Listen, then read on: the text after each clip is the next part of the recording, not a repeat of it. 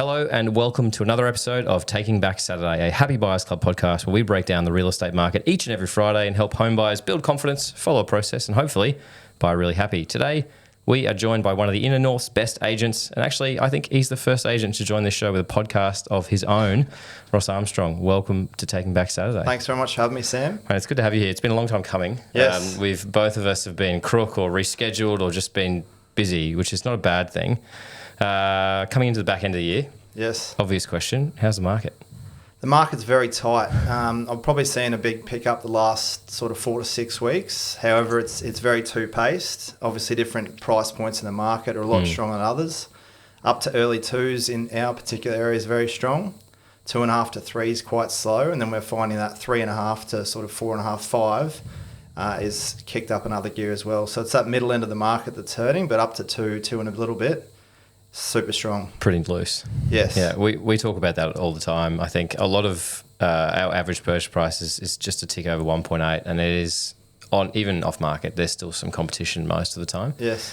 Why do you reckon that? And I know it's weird to say this quite nonchalantly when we talk about middle market now being in the $2 million range in Brisbane, or at least in the city of Brisbane. But why do you think that that's slower? Why do you think there's not as much competition in that range? Oh, I just think.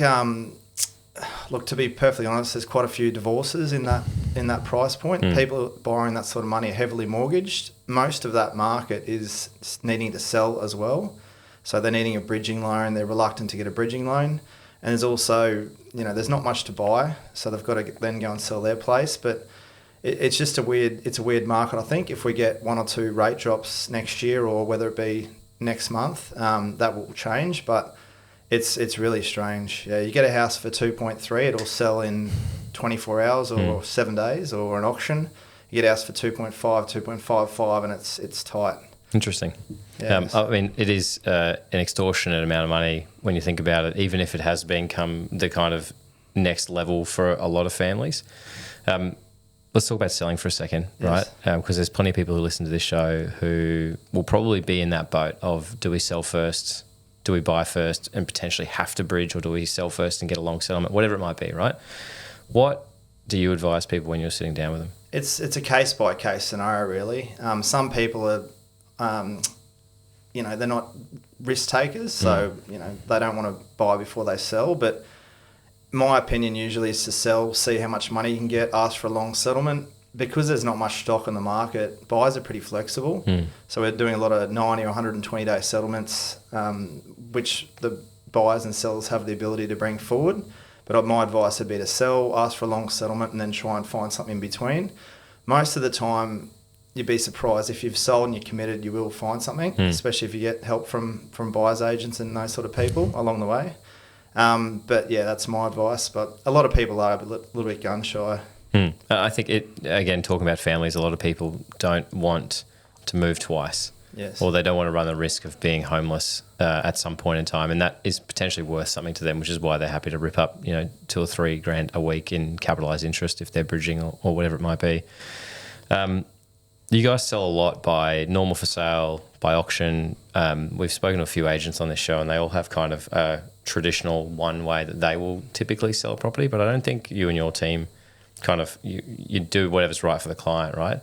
How do you go about deciding, or do you have a preference? How do you go about deciding what is the right way to sell a house? It just depends on the market, the client, the price point, and the location. So, for example, we had one in Grange, a big contemporary home. We knew we had a lot of interest. We took it to auction, but we sold it prior to in 6 days. Whereas a private treaty sale would be preferred for like a $2.5 to $3 million house in Wavell potentially. However, we've started now trying to auction those properties just to create urgency.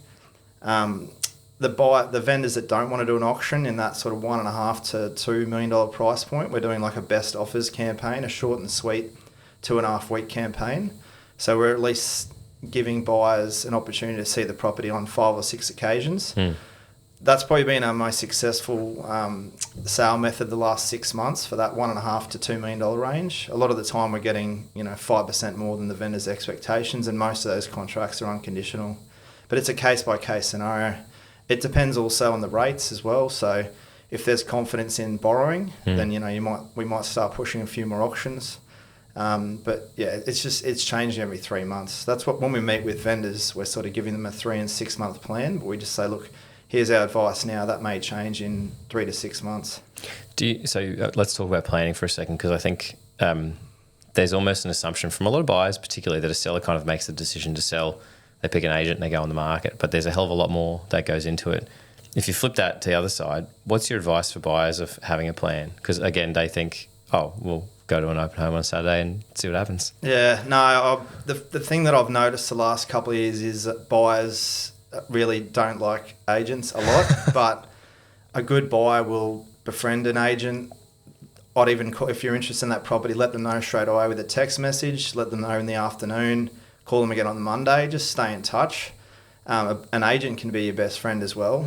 There's certain properties that in a multiple offer situation, we sell for $20,000 less to a buyer who's unconditional, as opposed to a buyer who refuses to be unconditional and their solicitor puts in a 14-day due diligence clause. So my advice is, firstly, become friends with a few of the agents in the area. And then, secondly, good question. Yeah, that's probably the main thing, to be honest. Obviously, keep your eye on the market, but just be friendly, be known, and introduce yourself. Okay, cool. Let's say that someone's done all that and they've seen a property that you guys are selling in Wavell Heights. It is best and final offers by the 30th of November, or what it's going to be, right? So there's a desire to get a result before Christmas, so that they're sitting around on Christmas Day going, oh, thank fuck, we bought a house, right? How do you guys manage that campaign with those buyers? So I've come through on the first weekend. I've got to wait 2.5 weeks till my offer closes effectively. What does communication look like for you guys with those buyers? How do you manage them? How do you help them understand that it isn't just about price, it may be about conditions as well?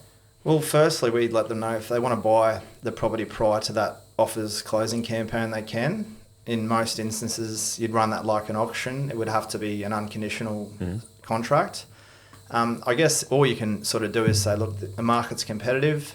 You saw there was 25 groups there on the weekend. We've had quite a lot of interest. You need to talk to a broker. You need to talk to your bank. You need to talk to whoever you need to talk to get these conditions as best as they can. We've provided a building and pest. Contact the building and pest inspector. We don't, necessarily want a 7 or 14-day building and pest or finance clause. The vendors have bought elsewhere, so for them, an unconditional contract gives them some security. But the best thing I would do is let them know you're interested.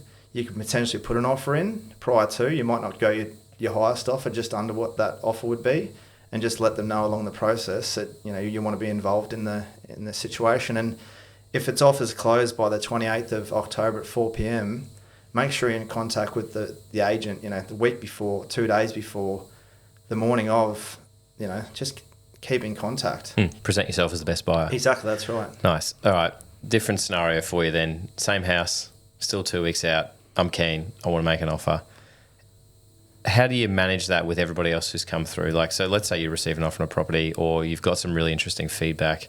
It's coming into that crunch time. How much do you share with the other parties to help them understand that this is going to be competitive? Obviously, we don't share offers, but it's going to be competitive. You've got to give it your best shot. How do you kind of get people comfortable in putting their best foot forward? So let's say hypothetically that offer is going to buy the property, you mean? Yeah, okay. So if we've got an offer there that owner's comfortable with, we then have to go back to everyone that's come through the property. It's like selling before auction. Give them 2, 6, 24 hours, and then go back to them and say, look, we've had another offer that's competitive. We're giving you 2, 6, 24 hours or whatever that number is. And obviously try and keep that buyer on ice for the time. It is tricky. You're never going to make everyone happy, but that's where an aggressive buyer who makes these offers before auction or before the cut-off date, they can purchase and they can catch the other buyers offhand, to be honest. And do you think that that's what it's taking at the moment to get what feels like a good result for a buyer at least? Definitely, yeah. Okay. Yeah. Even though they might potentially be paying a little bit over, but you never know until the day. Okay, very good.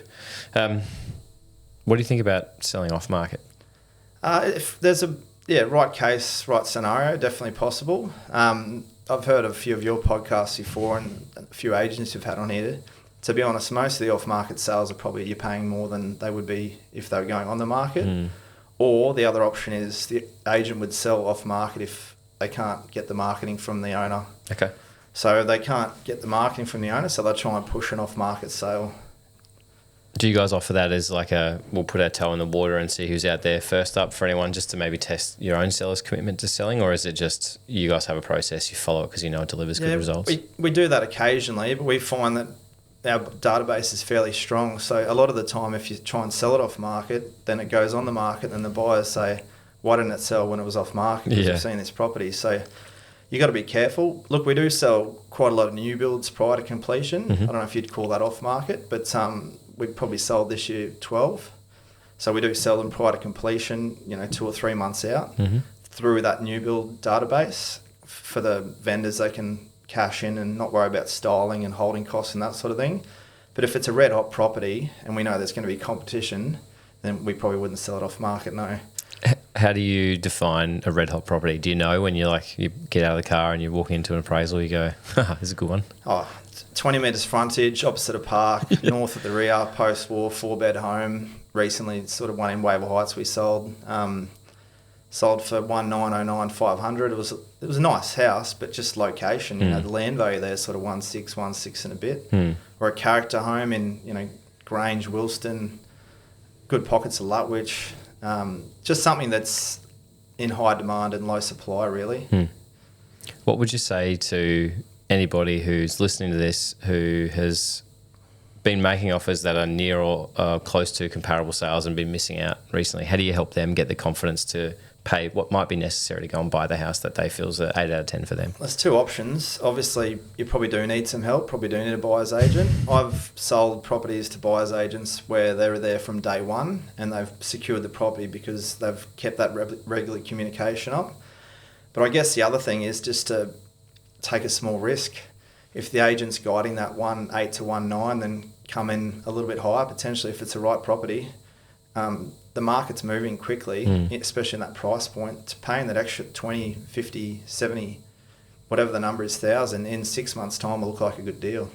So just, if it's a multiple offer and you're 50,000 above the next competitor, just try and wipe that clear and move on. You've bought. And you're happy. You're having Christmas. Saturdays back. That's it. You're having Christmas at that house. Yeah. When you're in that final conversation with somebody, how would you describe your negotiation style? And I was going to say, what buttons do you like to push, but maybe what buttons can people push on you to help them get a result? Yeah, it's a trick. I'd start off very softly and slowly, and then towards the end, I get quite aggressive. But then it just depends on when I say aggressive, when you're trying to push the price up, direct for the vendor. But you've got to sympathise with people. A lot of people have been looking for a long time. They're burnt out. They're sick of, they just want a place for their family to live. I've probably had some really nice families, we've sold, we're desperate, can you help us buy? I mean, they've paid top dollar for it, but I guess sympathise with the agent, give the agent your story. You're not colluding with them, but you're letting them know that, if it takes an extra X amount of dollars, to let them know that if that's what, obviously you can't give them the number. It's a hard scenario, but you just got to, just be there with the agent. And as I said, regular communication. Like, if it's a best offers and you really like the property, you should be calling the agent every day or two. I agree with that. I mean, we're the same. People get sick of us, I think, halfway through, but it is like a negotiation starts long before you make that offer, I think. Right. I got one more question for you and I'll get you out of here so we can all do some work today. What is your one tip for someone who wants to buy a house tomorrow? It's a very broad question, Sam, but it just depends on where it is. Like, as I said, that communication with the agent is very important, but the main thing is to get your ducks in a row. You got to get your broker on board. There's so many times where this person loves this property, we love the property, we want to make a offer with 21 days finance, that's what our bank said. And I'm like, well, your bank's not helping you with that. So you got to get your ducks in a row, make sure that you can buy, look at your settlement terms. If the vendor, in some cases, I've got one going auction in 2 weeks, they want a long settlement, so try and work in with that long settlement. We're going to lose 1 or 2 buyers along the way because they need to settle in 30 days. So try and be flexible with your settlement. But the main thing is to have your ducks in a row, be ready to go, cash unconditional, as best you can, really. So if that means you've got to change brokers or get an agent, buyer's agent that can put you in touch with a broker. Yeah. Thanks for the layup. Ross Armstrong, Yeah. thank you very much. No worries, pleasure, mate.